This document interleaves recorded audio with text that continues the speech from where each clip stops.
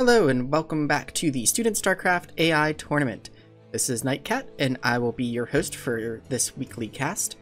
We're starting off with a game that was posted to the replays channel on the SSCAIT Discord between InsanityBot, spawning as the blue Terran at the top of Python up against Soren. That's the purple Terran down here at the right of, well, down here, it's more like in the middle of the map, but we're at the right here as the purple Terran on Python. So this game we are watching in OpenBW because it does desync in remaster, unfortunately, and this game is billed as having nukes, so I'm gonna have to be especially vigilant to try and catch those nukes, given that I believe OpenBW does not give you the nuclear launch detected message, so we will see how this plays out. And so Insanity goes ahead, scouts Soren, sees a starting location, knows where he is, and then going to happily return home. I don't think Soren has scouted yet, or if it has, I missed it, but it's going to go ahead and get a bunker down here at its natural. Meanwhile, InsanityBot is expanding and has a bunker already at his natural, so he's going to be a bit economically ahead. This is a little bit risky if his opponent was going some kind of aggressive factory build. However, yeah, that's right, I don't have edge scrolling. I have to get used to that. But yeah, so it doesn't look like Soren is doing anything very aggressive. Does have a vulture here, but it looks like he is going for, what are we getting? Siege mode instead of like vulture speed to say do a run by past the bunkers. So Insanity not really in any kind of threat right now. Soren going ahead and getting his second as his natural. However, InsanityBot is going ahead and getting his third, keeping up on the base count. Going ahead and expanding completely undefended, not moving any units over, not getting any buildings or anything of the sort. Now we do have a large chunk of minefield here and advancing units. Tempting fate. They kind of want to go this way where the minefield is, but they kind of don't. There's also a scout. Oh. Got some engagement with the clumped up mines. Not really going to be able to do a whole lot about them, but minimizing damages a little bit by being in a conga line instead of grouped together. Since the there's only so many units that'll be there when the mines land. But yeah, even with the when the mines are clumped like that, there's really not a whole lot that you can do to kill the mines before they land when they pop up, unless you can outrange them and detect them in advance. And also, I apologize if I cough, anything like that during the cast. I do have a little bit of one going on right now and doing a lot of talking, so it's more than likely going to show through on the cast here. Losing a few more units to mine, using a few more units to a mine. Nice tank line here. I don't think these M&Ms are really going to be able to, let's get the tank line a little bit more in camera, do much against this. We do have Wraiths coming out now for Soren. Meanwhile, I think, let's see, we do have the, oh, we're getting the, what is that, the, physics, no, that's the covert ops, I think, icon. I don't quite remember. Yeah, that's the covert ops. So we will be seeing ghosts somewhat soon here. Meanwhile, a little bit of fighting here going on. Pushing the M&Ms back a bit with the vultures, but the tanks are still just sitting. And now we've got a bit of a fight going on here between the Goliaths, vultures, and marines, and there's enough of them, and the vultures really not being too effective against this. Meanwhile, we also have a drop in the main here, pulling back the mech force that was fighting with the marines. Gonna deal some damage here before reinforcements can get there. Looks like it was just a full dropship of marines dealing out the damage, and it looks like on the minimap we do have some more expansion. Soren is down at the bottom right and the bottom natural. Meanwhile, Insanity has moved over to the left natural and the left main, it looks like. So a lot of SCVs chewed up there, so that's really going to hurt. The worker count now 61 to 43. So not only are you up on bases, you've hurt the economy at your opponent's main. Now the mech army is moving out with a tank this time. Tank getting some shots off, forcing these M&Ms to have to move back a bit. And yep, we do have an expansion here, though it is not up yet, and we're getting... is that another... Oh no, that might be a barracks. I was about to say, is that another command center there for some reason? And we are getting the natural. This base is now up. So, re-establishing the mine lines. Good to see, and we are getting nuke silos, so it looks like we will have nukes happening this game, as was advertised on the Discord. Slowly pushing forward. Oh, nice mine there. Got about 5 or 6 Marines there. I was wondering if there's any sort of like medic targeting by Seren, but it doesn't look like there is. M&M Force doing surprisingly well on holding back the mech, but also a huge chunk of the mech is just sitting back and not moving or doing anything. We do have the Wraiths out for Seren at this point, and it looks like Insanity is deciding to come down and attack this expansion here. Meanwhile, just producing a lot of M&Ms, Ghosts, just a huge bio force under production here, while Seren is not producing all that much. If we take a look at the army, 31 Marines, 6 Ghosts, 5 Medics, 12 tanks, but most of them just sitting around this bunker, not doing anything. Although that will make a prime nuke target. So Insanity just coming in here, cleaning this out. Seren not coming to defend it at all, just deciding to let it go. Meanwhile, Insanity is expanding to the space here. Gonna take more of the map over. Oh, we do have a battlecruiser out for Seren now. And it looks like he wants to repair this Wraith maybe, but can't because it's directly over units. Now we've got more fighting outside here. This area seems to be a prime fighting area for the 2 bots. Oh, there's a ghost paused here. And a nuke. And it's coming down. Doesn't get too much, but it is going to push him back a bit. And now we'll have to watch for the nukes. Another one has completed. So we'll see where that gets thrown down. Would love to see... Oh. It's going to be right here on this expansion. And the units back off so that they're not in range of the explosion when the nuke comes down. Although that science vessel wandered a little close to it and then went boom. So that's a bit unfortunate to see. What I would really love to see is a nuke like right here on all of these tanks. But I don't know if we'll get to see that. Especially, I don't know, did he... I don't think he got ghost sight range. So with the science vessel there, that's going to be a bit hard to do. But we do have a very large bio force keeping this mech force contained because it's absolutely refusing to use any tanks that it sieges around its bunker here. So it'll be interesting to see how Insanity Bot decides to try and clear this. Now, good repair going on with a Cloaked Wraith that was trying to harass that expansion there. Trying to move out with a small portion of... but the Ghost got... we've got a defense matrix, which is nice to see. Although it would probably be good to get a defense matrix on the battlecruiser. Pushing the bio back a bit here. Bio coming together, gonna take out that battlecruiser. A lot of deaths, but you would expect this. If you're doing bio as Terran, you're kind of almost playing like a Zerg in a way. You're just expecting a lot of your units to get thrown away while you're trying to take out your opponent.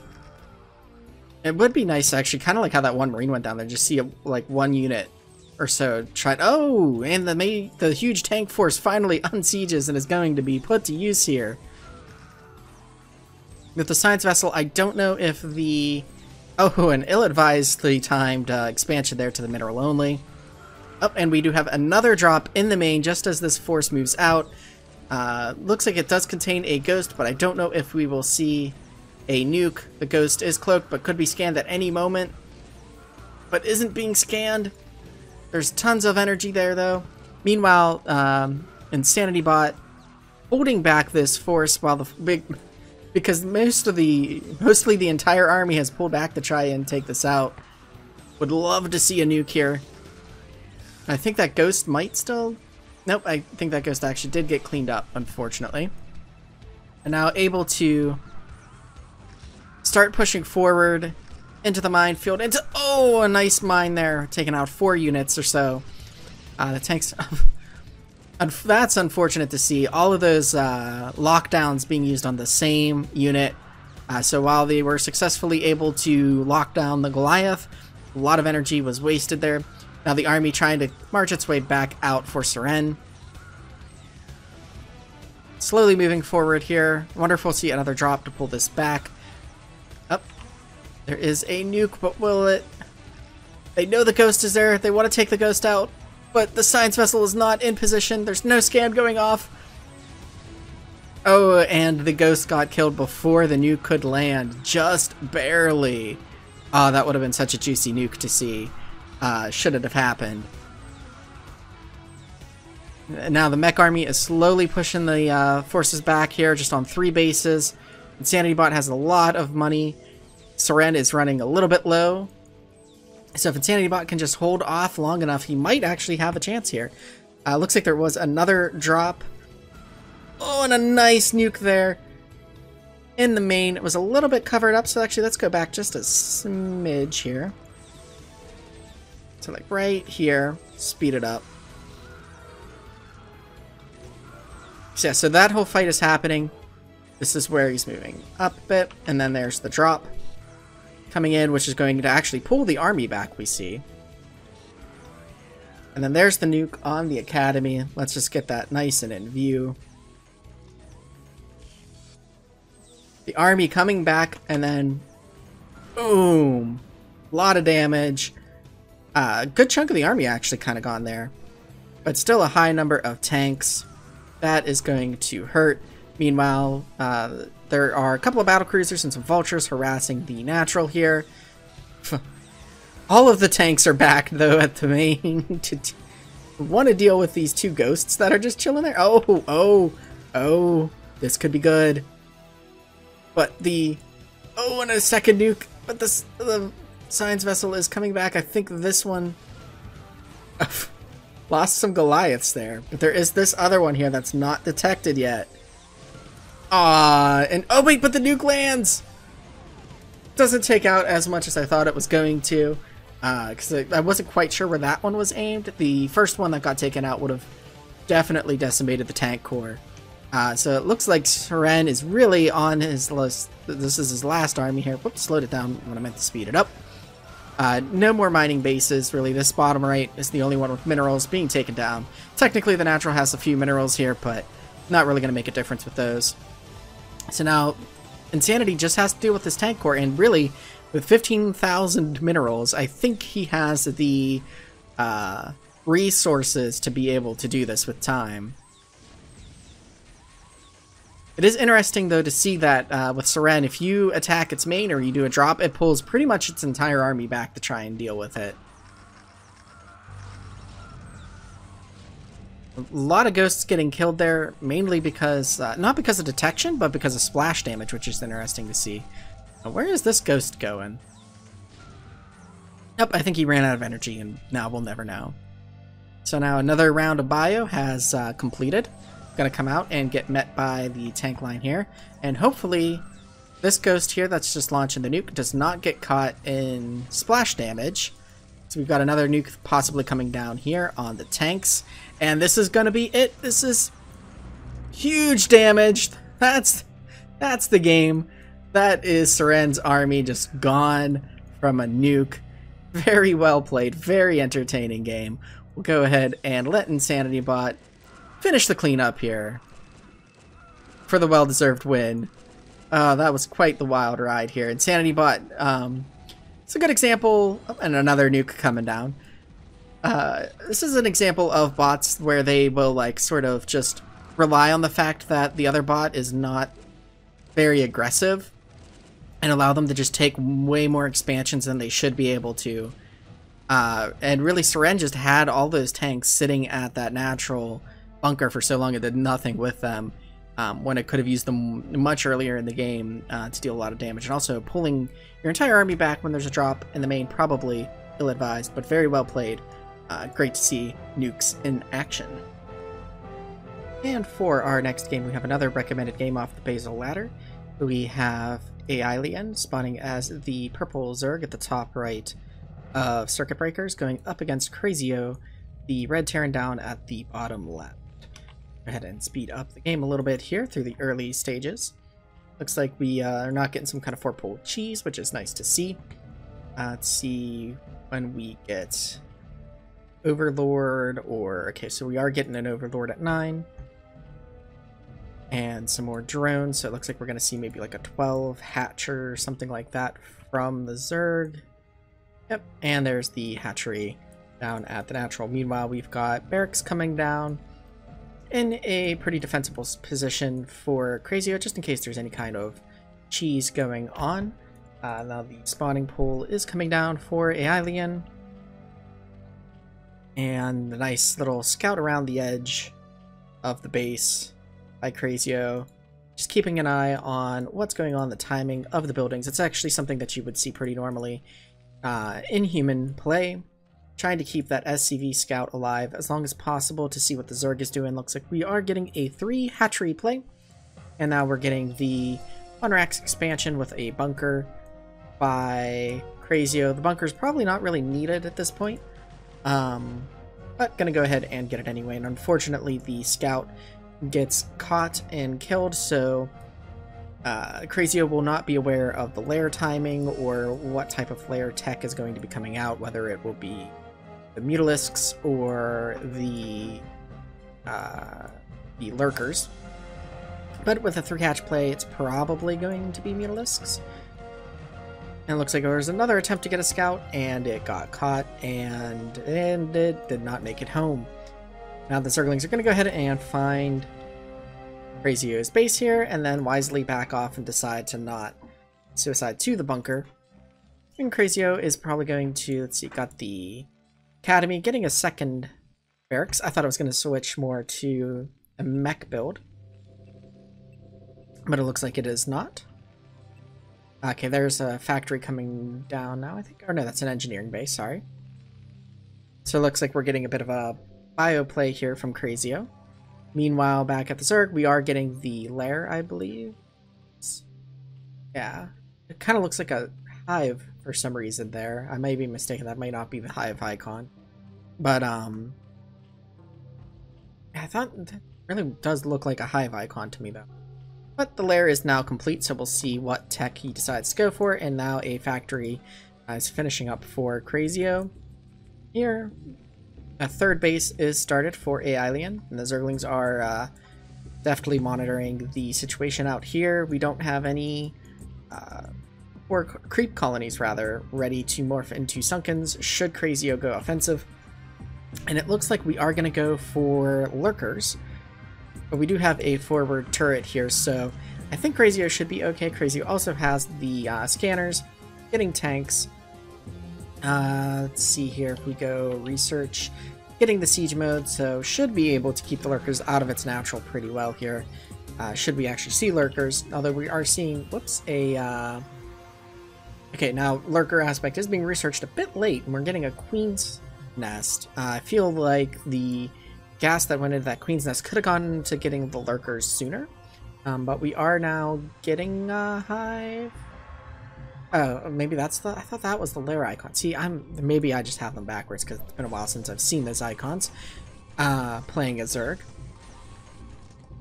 But Crazio has a pretty nice defensible position here. This science facility placement is maybe a little bit questionable, but the main is kind of full. Circuit Breakers does not give you a very large main space, so... Oh, that's a barracks, sorry. The science facility was over down there to the left. Now we are losing some Zerglings here as they try to peek in. Now that Mutalisks are out, which it's interesting that it went for the Lurker aspect and did not get Lurkers, and then got Mutalisks, so... a bit interesting to see, and we are seeing the Greater Spire coming out. Maybe it's a case of, well, we can research this, so let's go ahead and research it. Whether we'll use it or not, don't know. Sometimes that happens with bots. Now, Crazio is going to sit back, get a decent army, improve its macro, defend against these Mutalisks, which are going to suicide into the turrets. Unfortunate to see. You'd really rather keep those alive and maybe poke in at different angles. There's a beautiful angle up here that it could be poking into, but it's not doing so. That's one of the challenges with bots and Mutalisk play, and why Mutalisk play, while it looks like it can be scary because they don't have to stack to get the beautiful damage and sort of like that beautiful macro, or not macro, but micro that you see humans with, they don't know how to pick good targets, good angles to attack. I'm going to turn this down just a little bit because I've just got tanks going, sieging and unsieging in my ear. Out of control here. Now we are seeing some Guardians being made, a large production queue from Aeolian. Aeolian has a lot of bases. Crazio wanting to take a third over here, and Aeolian trying to deny it. If he's able to keep Crazio contained with macro, he might be able to squeak out a win here against Crazio. But now we do have, oh, and here come the Scourge. Okay, I thought I had seen Scourge earlier. Now they're just going to kind of chill there, I guess, until there's something for them to target. The large Zergling and Guardian Force dealing some damage. The tank's a little out of position, but nice irradiates there. Going to take out those Guardians, and then they pop. Very nice to see. And then the Zerg going to kind of back off here, but it did prevent Crazio from taking this third for now. Crazio looks like he was trying to take a third up here instead, so Aeolian moving up here to address it, now trying to take a third over here. So trying to get an expansion where he can, but his army, though, is needing, like, purposefully, it needs to sit here at the natural. So really there isn't a good place for Crazio to take an expansion in this situation. Although you could go at least for the mineral only, maybe. Might be a little bit easier to defend, and then take this third, well, it would be your third gas expansion, fourth expansion over there. Might be the way that Crazio needs to try and do this, but he's really looking for a gas base, and now this is just going to fall, since he can't get the army over there to defend. And really just this is the power of macro when your attention doesn't get divided. Such a large army, a large number of Guardians, nice irradiate, not pulling it out, so all the Guardians there taking some damage. Gonna pop a few of them thanks to that. Oh, that was nice to see. I think there was like 3 just pop.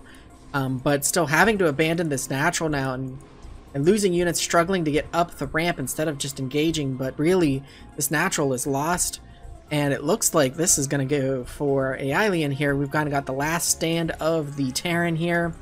Very glad that I'm doing this in Open BW because this probably would have desynced with the way these units are random walking.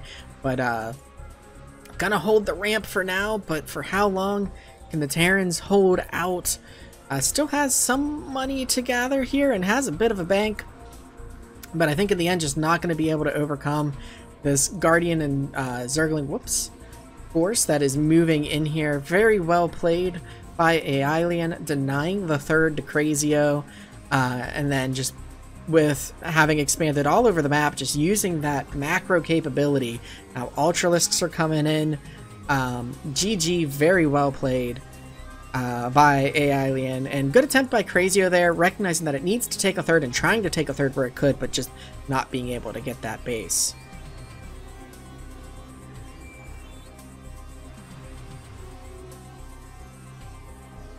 For our next recommended game here this week, we have McRave Z spawning as the blue Zerg in the top right of Benzine, going up against Ironbot. On the bottom left here is the orange Terran. So Benzine has a pretty long rush distance here.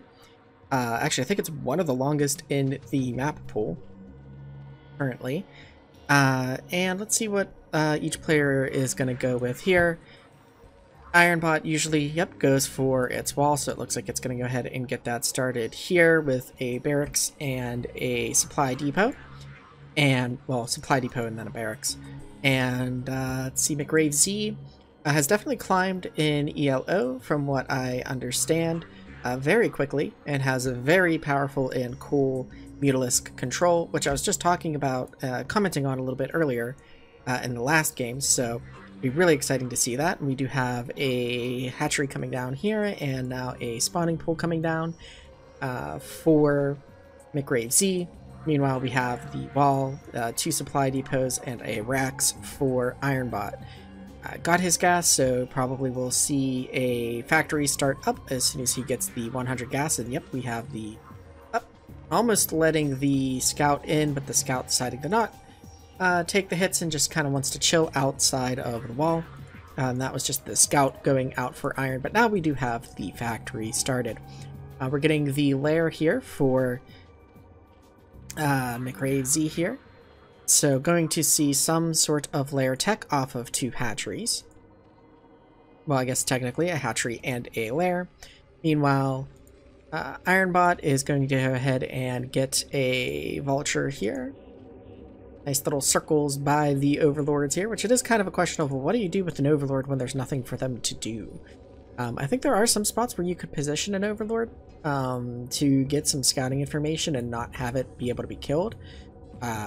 But outside of that, there's not a whole lot of use for the extra overlords that you're going to need in the beginning. Now we do have a couple of vultures out for iron. Going to go ahead and chase down drone there, and Sunken's going to go ahead and take out the SCV scout that was there. And let's see what these vultures are going to want to do. Meanwhile, we've got the machine shop coming down, another vulture coming out, a spire about to finish. Now we've got 3 vultures out here. We've got 2 turrets coming down, and oh, and an attempt at a run by, and there's only 1 vulture with barely any hit points. Gonna take a couple of shots, not finish off the Zerglings, get 0 drones. Not a very good run by for iron. A nice sunken placement, I think, here by McRave, because you're going to get a lot of hits as the vultures try to funnel through here, and you can block this up with Zerglings, or even block this up with your workers and Zerglings to get some additional hits, so that you get a situation like that where maybe just 1 gets through, and it's heavily damaged, so you can hopefully clean it out. And here we have another run-by attempt, but now the Mutalisks are out. Gonna get 1, maybe 2 drones, maybe a 3rd if this one will attack. Getting a few drones here, 4th one maybe. I think that was just 3. Handling the run-by pretty well. That is something that Iron is pretty dangerous with, is his run-bys, but very well played by McRave Z. I think he's only made 2 Zerglings, and being able to handle this. And now trying to clean up these vultures that are out here, which are doing a pretty good job of delaying the vultures, or the Mutalisks, from coming into the main, but now there is 1 targeting in the main. The natural was attempting to be built and getting cleaned up here. So very nice taking on this turret. They should probably back off because there's a lot of... Oh wait, gonna maybe... if they had all stayed, maybe gonna do the damage to take it down. Maybe not, though. Could probably have targeted the workers, though. Just kind of taking some damage here. Should really back off and approach from a different side, though we do have... the Volks in play. Gonna try and get this natural up and get the Mutalisks taken out as many workers as it can here. Doing some damage. Although Iron definitely has a chance to stabilize from this, depending on how he reacts. Now we've got Scourge coming in to deal with the Valkyrie. Very nice how it's splitting up its Mutalisks as well a bit. Got some over here by the entrance of the main to deal with units trying to come and protect the natural. Looks like the natural's maybe up at this point. Got 1 turret, but the Mutalisks are just really harassing, which is great to see. They're going for different attack angles instead of just all committing to 1 spot or committing to the units. Trying to find a spot that they can crack in this base. Meanwhile, behind it, we are now getting a hive, I believe. So, yep, because we've got the Queen's Nest, we're going to see some hive tech popping out. We do have a 3rd base, which is a 3rd gas base for the Zerg. Ironbot is going to scout this out, but there are 2 nicely placed Sunkens, which will defend this, and now we're getting our 4th base for a 4th gas, which we're throwing down before the hatchery is even done. I like to see it. Meanwhile, over here at the main, we've got more harassment. The Volk trying to run to the cover of the turrets, trying to pick on this turret again, but really 4 SCVs are enough to save it from the small amount of Mutalisks that were there. How many Mutalisks do we have currently? We've got 5 out, so not a very high number, but a lot of damage has been done to Iron. So Iron really doesn't have a large army either. Only 2 Volks and 4 vultures. This is like very tiny army game going on here, which is going to work in the Zerg's favor. But now we're getting the big boys. We're getting the Ultralisks out, which was what the Hive tech was all about. So nothing really from Iron is going to be able to handle that.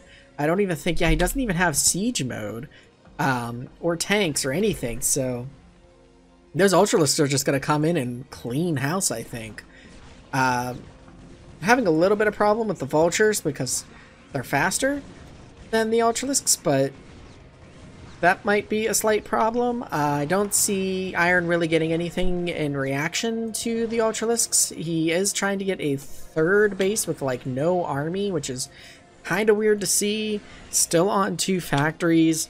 Probably should have actually tried to go and get an army instead of getting another base. Because now these Ultralisks are just going to say, no, you're not taking this third, and going to clean up now. Let's see, we do have still 2 Mutalisks in play, which I was wondering about, but now, yeah, now they're going to come into the natural. And just, yeah, McRaveZ keeping Iron on a really low army count until he just decided it was time to bust out the Ultralisks, and now there's nothing that Iron can really do about it. It does attempt to get a Wraith, which the Ultralisks cannot slash up at, but I don't think this is gonna... When you've got Ultralisks in your main, it's not a good day for you. Meanwhile, behind this, McRave is setting up that 4th, got it all set up with even a Spore Colony, and adding 1 to the 3rd as well, as an additional Sunken. And yeah, it's just clean up. So great game to see here. Great utilization of the Mutalisks. We've got a lot of Scourge, excuse me, pardon me, Scourge chasing units down. So very fun game to watch. Very well played by McRaveZ. You can see the power of the McRave code operating as Zerg with that amazing Mutalisk micro. Very good game here. Although we do have a floating building that the Scourge don't seem to want to attack, and they don't want to attack the Wraiths either, so they're getting closer, and they're going away. So, okay, Mutalisk, are you gonna... I think the Mutalisk wants to engage the Wraiths, but realizes that it's not strong enough to take them on their own, as there is now larger numbers of Mutalisks being made to take out the Wraiths. Okay, now we've blown up the barracks. There we go. Good game from both bots. And for our next game, I was not recommended a specific game, but I was recommended at least one of the players. Stardust, who is the red Protoss spawning at the bottom right of Andromeda. And I found a game that looks like it might be interesting against Tomas Vida, spawning as the blue Protoss up at the top left. And as we know, Tomas is very well known as the carrier bot. I think it also goes by the name Zimp, where it will cannon up and get a lot of carriers, and then go around the edge of the map to kill its opponent. So this should be a fun game to see how Stardust handles it. Zimp is one of those bots that's kind of like a stepping stone for newer authors. It can be a challenge at first to deal with the static cannons, that the static defensive cannons that it gets, and then to deal with the carriers that don't take a straightforward path where your army might be. So it's always fun to see. And Stardust is, if I am remembering right, from the author of Locutus. I'm not aware of what all the differences are between it and Locutus, though. So, and I've actually yet to really watch a game from start to finish with it, so this should be interesting to see. But from what I hear, it has really jumped up on the ELO, so you should be in for a good game. We'll go ahead a little bit faster here, just because both bots seem to be taking a pretty passive start here. We've got a 1-gate core and now a 2nd gate finishing for Stardust with an interesting base layout here with one of the gateways a little bit more forward. Get the production tab back up here. And now, Slow down just a little bit as the starting army is going to go out and kind of see what's going on here. The scout gets killed and the army is content to sit out here in front of the cannons. Not in range, just checking to see if anything is going to come out. Meanwhile, behind this, Stardust is expanding. Zimp is getting his second gas here and teching 2 carriers. We do have the second, actually, Stargate under construction. I thought that was going to be a fleet beacon. It looks like he gets 2 Stargates first. Able to pick some shots on the probes here. Trying to go and deal some damage. Seeing what it can do. Takes out a couple cannons, taking out a few probes, so gonna hurt the gas there. Could probably snipe the assimilator too. So kind of a bad base layout here by Zimp. Gonna go ahead and restock the gas, and Stardust is just gonna back off. Okay. Could have stayed in there, could have kept that gas from really being productive, but deciding to instead retreat to an odd spot. Alrighty then. That's actually really kind of strange behavior. Not sure what makes that part defense or seem like a good defensible position, but I mean, I guess it kind of is. So those Dragoons are just going to kind of chill there, while the rest of Stardust's army is going to board around this pylon too. I wonder if oh, okay, so they were getting in a position to guard the third before it was taken. Okay, that makes a bit more sense now as to what they were doing. Meanwhile, Zimp is getting the fleet beacon, getting a third Stargate. I think it usually ends up getting at least 4 on its main when it's on 2 bases, and then it slowly expands as it needs to acquire more minerals and gas for them carriers. Now the third is getting a bit more reinforced here for Stardust, getting I think a couple of cannons it looks like, as well as the Nexus, and then I actually like this. So the probes there had minerals and they wanted to return to another base to drop those minerals off, but instead the logic was keeping them there, so that was really nice to see, instead of just like some long distance walking by the probes which would have been completely unnecessary, and allows them to get a little bit of extra minerals in early. A nice little what's the word I'm looking for, not enhancement, but like a nice little finish, I guess, to the bot, you could say.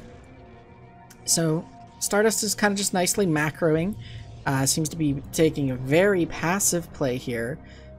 Still a little bit concerned with these Dragoons, so I thought they came back here to protect the third, but this one is maybe it got itself stuck. I'm not sure, and then maybe these are lassoed to it. It's kind of hard to say, but they're kind of dancing in a weird spot, while the rest of the Goon army here for Stardust is sitting around this pylon still, so I'm not quite sure if that is meant to be or not. Meanwhile, Zimp is getting his first set of carriers here, so and actually interceptors, so it looks like there's already carriers on the field somewhere.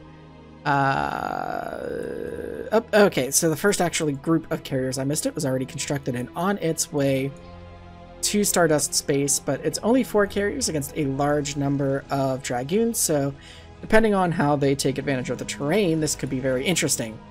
So they're going to go ahead and engage, and will the Dragoons... Okay, the Dragoons are able to move, so if they were stuck due to something, they are still able to get out here, and so times 5 of these carriers should probably be routed pretty easily. Going to go ahead and target the natural, though, which is actually probably for the better for it. It's positioned in a spot. Dragoons need to know that they can come around here to really get at it, but it looks like they're targeting the interceptors instead of the carriers, which there is a large number of Dragoons, so they should be able to whittle down the interceptor count pretty well here. Now the carriers are going to go ahead and back off a bit here, which is very good positioning. Going to be a little tricky for the Dragoons to funnel in. One of the challenges with Dragoons against carriers is that the Dragoons are a big unit, so where Marines might chew up carriers because a large number of them can fit in a small space, dealing a lot of damage very quickly, Dragoons are large and you get these weird glitchy balls like this here, where they're all kind of stepping on each other and then not firing anymore. Meanwhile, the second wave of carriers appears to have arrived for Vida, along with Observer. I think this first pack actually had an Observer the whole time too, but gonna go ahead and also target the natural here, while these guys from the first wave recharge their interceptors. So also, while this is all going on, Stardust has taken a 4th and a 5th. Looks to be not taking the mineral only up here, which is kind of interesting. Usually at some point, maybe after taking your natural, you'd want to take that back. Go ahead and plopping down more Stargates for more units. So going to be able to pump out Dragoons in better position to hit these carriers. But it is not handling the positioning of these carriers very well at the moment, as the Dragoon count is dropping. And the army count, though, is still higher for Stardust. But carriers do take a lot of supply, and I believe that this army number here is the actual amount of supply in that particular category. So you would expect probably, well, there to be more Dragoons on the field than there are carriers in a good situation for the Dragoon player. And now the army supply is about evened out. We might be seeing a third, yep, we have I think a third wave of carrier. No, okay, we don't. Just Stardust expanding some more, but the production queue is like all interceptors. We have arbiters on the way now. Stardust having some trouble getting Dragoons into position. Though the new ones that are popping out of the newly laid down Stargates, or sorry, not Stargates, but gateways, are in a better position to hit the carriers, but they seem to still be kind of going at just after the interceptors, which is eating a lot of money out of Thomas or Zimp's mineral count, but he did take his 3rd here. Looks like, oh, another carrier pack has found the base down here. Gonna be met excuse me. Gonna be met with a pack of Dragoons. But in comes the Arbiter. I don't see an observer. I know it was building an observatory at one point. At least I think it was, but I don't see one in place. So the Arbiter's going to be a big problem. The Dragoon count has fallen very quickly. A lot of the Dragoons actually came out to deal with the fight over at the bottom left, leaving the main to just kind of get ravaged here. But the macro in this is just insane. The number of Dragoons that are being made, along with the cannons, the interceptors. The carrier does fall. This game is a bit of a mess. And now that the new carrier pack that has the Arbiter has joined in the fight, taking out a gateway. The carriers are kind of cornered here in the bottom right, but it's a little tricky for the Dragoons to get here due to the close borders created by the buildings. And then their kiting logic is kind of making them all kind of bump into each other and sort of... Well, they're not really glitching, actually, which is a little bit surprising to me at the moment. But, oh, there was some glitching where they're stepping over each other. So it is not looking the best here for Stardust. But might be able to actually hold this out. And with the extra bases that he has, could very well recover from this. He's still got 1, 2, 3 mining bases, a large number of gateways. If he can hold this off and then counter, and he is taking this bottom left now back again, so I think the carriers now are starting to fall with how they got cornered. So, and now another Arbiter has joined. I still don't notice any observers out. Okay, there is one observer out now for Stardust, and I see it. Okay, so that's good to see. He's going to be able to deal with the cloaked units from the Arbiter. That carrier just came from the north. I don't know where that came from. Excuse me. If it's really sneaking up on me in this game, but... and now we've got the glitchy ball of Dragoons again. That's not good. That's going to cut down on their firing rate, but I don't think these carriers actually have interceptors. And another one just kind of wanders into the Dragoons as fodder. But yeah, so these carriers are like out of interceptors and they're engaging when they just don't have the interceptor numbers, but they're using the high ground to sort of hide from the Dragoons and causing them to glitch up into this massive ball here, which is working out in Zimp's favor. Still pumping out the carriers, but not really grouping them, just kind of sending them down, it seems like, to their eventual doom. Actually, I wonder if, oh, there, okay, there's the carrier that I had highlighted, so I wonder if Zimp was glitching out a little bit there with the random carriers that were coming in from that northwest to north position there.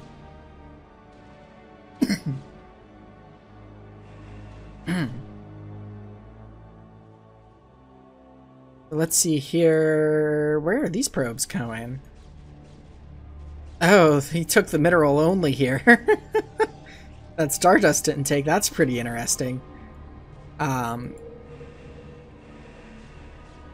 mean, I don't really know what more to say about this situation. We'll maybe speed it up a little bit, but this carrier now just kind of going to the bottom right there, which is unusual. Leading Dragoons up to there, but then they just go right back down instead of coming all the way around to engage. Again, the interceptor number is getting low and then having to back out. I think long term, unless something drastic happens, this is probably gonna... Jeez, the probes getting picked off by the cannons here on this mineral only.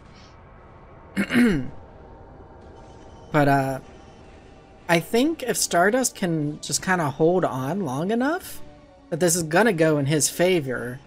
What are the upgrades right now?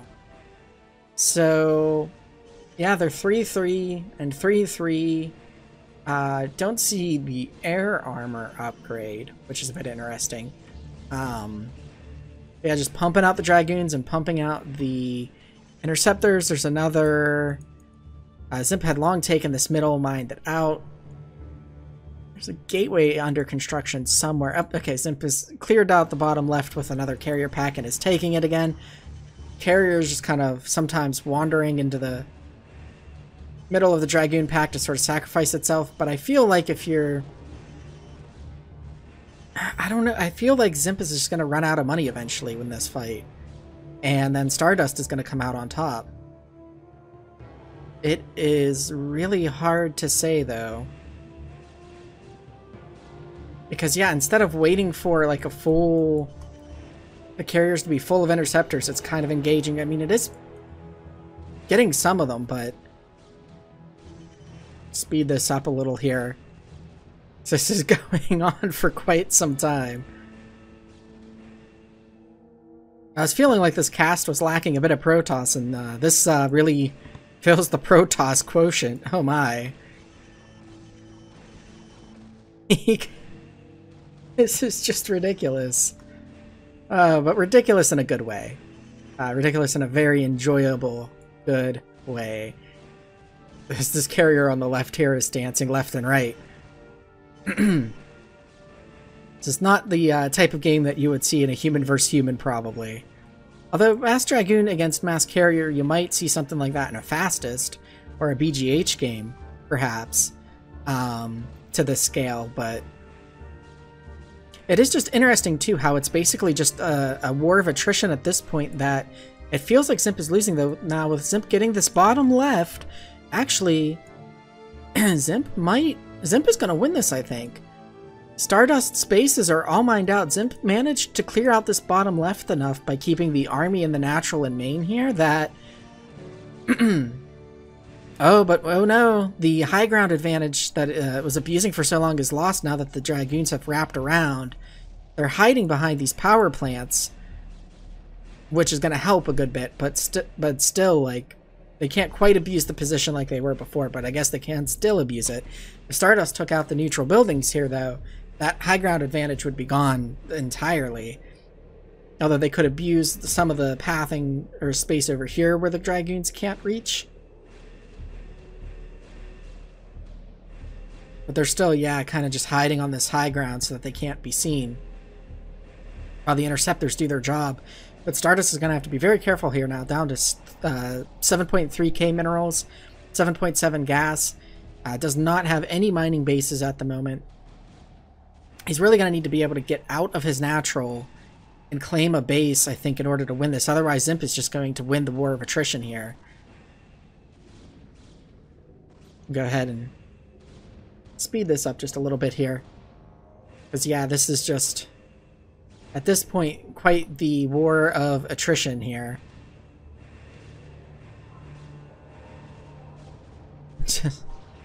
Another carrier from just comes down from the top left there. I don't know what is going on with that exactly. And another carrier group though joining in with full fresh interceptors. And that carrier's trying, I guess, to get to the bottom right. Gonna take a bunch of hits and go down.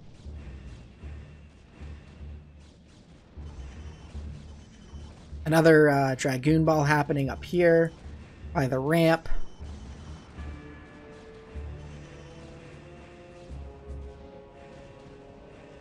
Now we're down to 5,000 minerals for Stardust. And not replenishing, whereas Tomas is now up to almost 6,000 minerals and replenishing because he has the bottom left of the map. Stardust could have lasted a little bit longer if he had taken the mineral onlys, but it seems to only, I guess it only takes bases that have gas with it.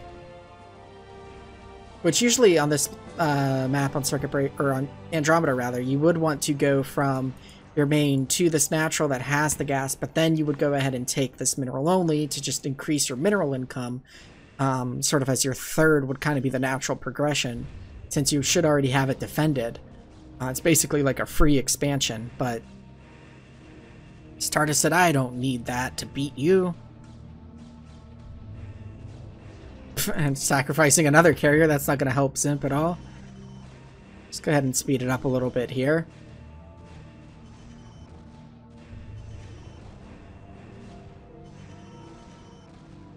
Oh my, just another carrier run it in to sacrifice itself. I don't know why it's doing that sometimes. It's kind of interesting.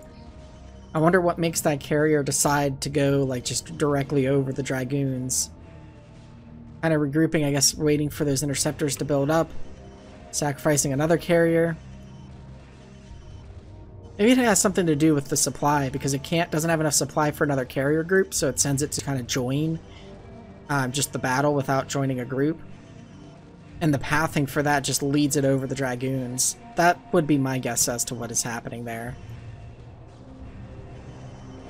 The Dragoons starting to kind of wrap around again to get at the carriers, but still just not really prioritizing what they're going to target and going after the interceptors.